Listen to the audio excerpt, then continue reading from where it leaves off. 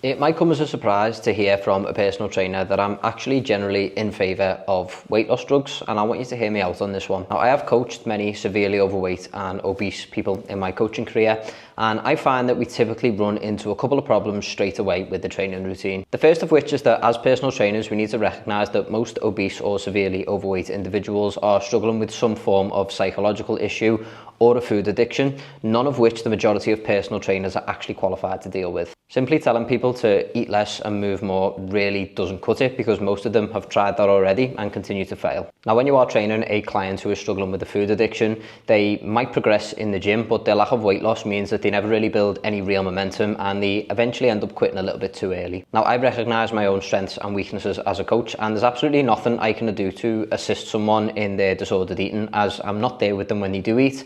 And I've got a lot of experience with those clients telling me that they were actually secret eaters and they would eat things and not put them in their food tracking app because they felt ashamed of their habits or thought that we would judge them. The other issue we have for people who are severely overweight or obese is that a lot of movements are really inaccessible to them. When we use things like the barbell, there isn't enough range of motion for us to do things like bent over rows and bench press, and sometimes we can't even put them on a bench because they will exceed the weight capacity when we eventually load them up with some dumbbells in itself. Again, this means that they don't really feel the benefit of training because they can't do a massive amount of movement, there's no variety, and they're not feeling mentally stimulated or as though they're making any progress. Again, this makes them feel like they want to quit early. So for me, if someone opts to lose weight initially using peptides like Mounjaro and Ozempic, I am in favour. It builds momentum for them, it makes other forms of cardio and lifting more accessible, and it drastically improves their health. The benefits from no longer being obese far outweigh the general level of risk from using these drugs. But here is where I am not so much of a fan of them.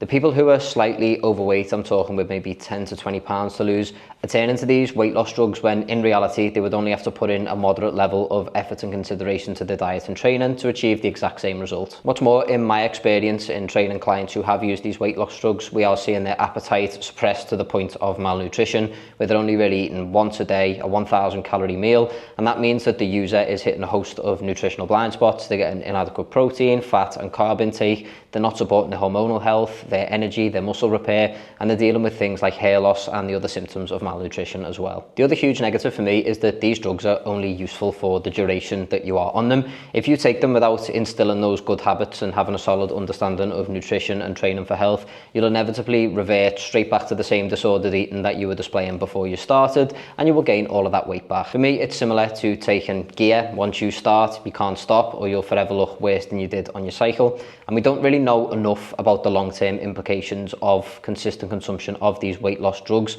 to actually make a solid, informed decision. So absolutely, I think these drugs have their place and they are here to stay. And I think if they're not abused, they will have a net positive impact on society and to those users who truly do need them. But regardless of whether you're taking them or not, you will still have to resistance train and watch what you eat, or you're going to run into a host of other health problems down the line. And as with any form of rapid weight loss, we risk a high degree of muscle wastage, particularly when it isn't paired with resistance training or a high protein diet. So for me, I like to think of these weight loss drugs as a last resort for individuals who have tried and failed at every other healthy intervention, or for those who are at an immediate risk of death or injury as a result of their total body fat percentage.